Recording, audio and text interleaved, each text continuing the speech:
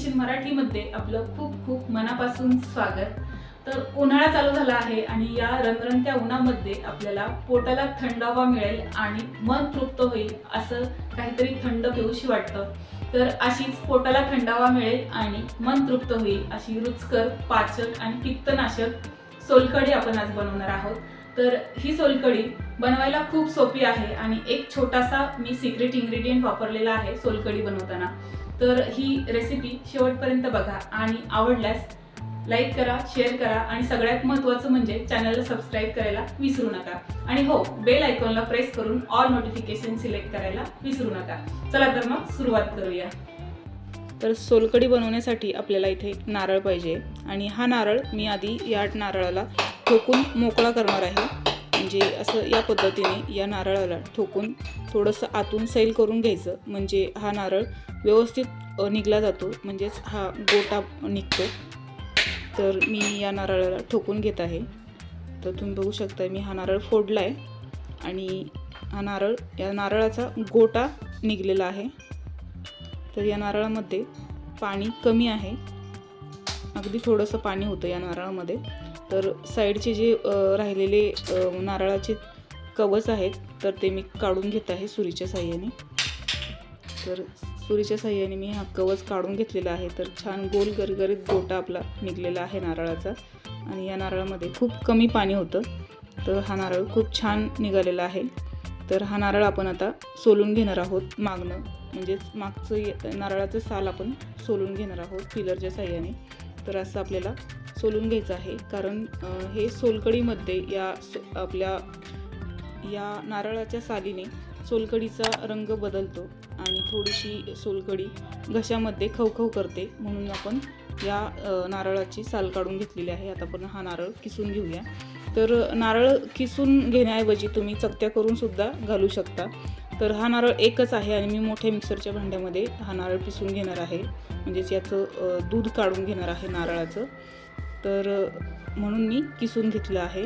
जर चकत्या करून घेतल्या तर तो नारळ वाटला जाणार नाही मिक्सरला, म्हणून मी असं किसून घेतलेलं आहे। तर हे नारळ पांढरं शुभ्र नारळ आपला तुम्ही बघू शकताय निघालेला आहे आणि हा नारळ ज्या ताटामध्ये मी किसला त्या ताटाला धुवून मी हे पाणी या मिक्सरच्या भांड्यामध्ये घातलेलं आहे आणि अर्धा तांब्या पाणी घालून याला मी वाटून घेणार आहे। तर मिरची घातलेली आहे, एक लसणाच्या पाकळ्या घातलेल्या आहेत 4 ते 5 आणि हा सिक्रेट इन्ग्रेडियंट बीट आणि हे कोकम आहे। कोकम आपल्याला आताच घालायचं नाही आहे, हे नंतर घालायचे। तर बीटामुळे आपल्या या सोलकढीला रंग खूप छान येणार आहे, तुम्ही बघू शकताय। बीटाबरोबर ही नारळाचं मी रस काढून घेत आहे। तर रंग खूप छान आलेला आहे, खूप मस्त आत्ताच रंग दिसतोय। तर फक्त रंगच चांगला येत नाही, तर या बीटामुळे आपल्याला पोषक तत्वे सुद्धा मिळतात, म्हणजेच बीटामध्ये लोहाचं प्रमाण जास्त असतं, तर आपल्या शरीराला हे उपयुक्त असतं।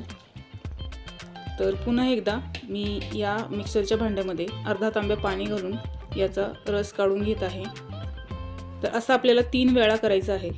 3 वेळा हे नारळ हे खोबरं आपल्याला मिक्सरला फिरवून घ्यायचं आहे असंच पाणी घालून।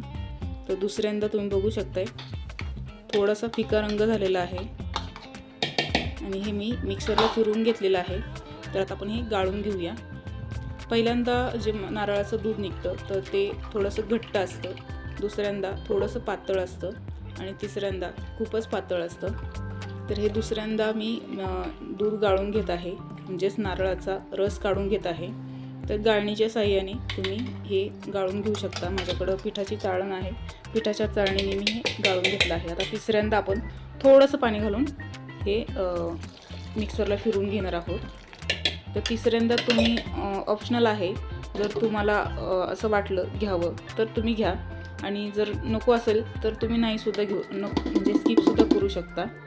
तर मी ते तिसऱ्यांदा सुद्धा हे खोबरं मिक्सरला वाटून गाळून घेतलेलं आहे। तिसऱ्यांदा पाण्याचा वापर मी कमी केलेला आहे, कारण जर जास्त पाणी घातलं तर आपली सोलकढी पाण्यासारखी लागेल।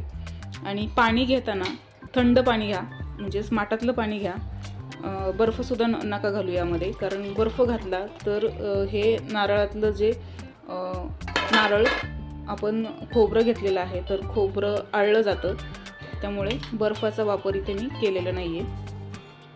आणि फ्रीजमध्ये सुद्धा ठेवायचं नाही आहे. जर फ्रीजमध्ये ठेवलं तर वरती आळून वरती येतं आणि पाणी खाली बसतं, त्यामुळे फ्रीजमध्ये सुद्धा नाही ठेवायचं आहे. सोलकढी केली की लगेचच पिऊन टाकायची. आणि जर तुम्ही फ्रीजमध्ये ठेवून जर पिणार असाल तर सोलकढी काढून थोडा वेळ बाहेर ठेवायची आणि मग प्यायची.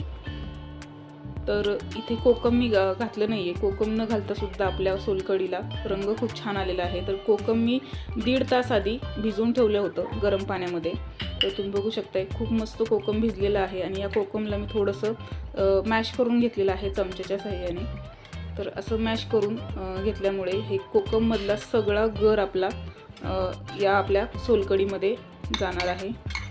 आणि सोलकढी जास्तीत जास्त कोकमचा गर मी काढून घेतलेला आहे, त्यामुळे सोलकढी खूप छान चविष्ट होते, खूप मस्त होते. तर याच वाटीमध्ये थोडंसं पाणी घालून मी हे कोकम गाळून घेत आहे.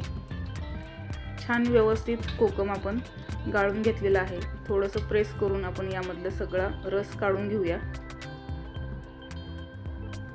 मस्त, खूप मस्त असा रंग आलेला आहे. आता तुम्ही बघू शकताय कोकम घातल्याच्या नंतरनं अजून थोडीशी डार्क आपली सोलकढी दिसत आहे. तर ही सोलकढी आपली तयार झाली आहे. थोडीशी कोथिंबीर घातलेली आहे मी. तर सोलकढी आपली मस्त आपली रुचकर, पाचक आणि थंडगार अशी पित्तनाशक सोलकढी आपली बनवून तयार झालेली आहे. तुम्ही बघू शकताय खूप मस्त रंग आलेला आहे सोलकढीला. आणि ही सोलकढी आता मी सर्व करत आहे. तर ग्लासामध्ये आपल्याला ही सोलकढी काढायची आहे. अर्थातच ही सोलकढी आपली पिण्यासाठी तयार झालेली आहे. तर अशी या पद्धतीने सोलकढी खूप छान होते. रंगसुद्धा खूप छान येतो. एक्स्ट्रा कलर वगैरे टाकण्याची गरज लागत नाही. तर मस्त अशी थंडगार, पाचक, रुचकर आणि पौष्टिक अशी सोलकढी आपली बनवून तयार झालेली आहे. तुम्ही बघू शकताय खूप मस्त रंग आलेला आहे आणि चवीला अफलातून झालेली आहे.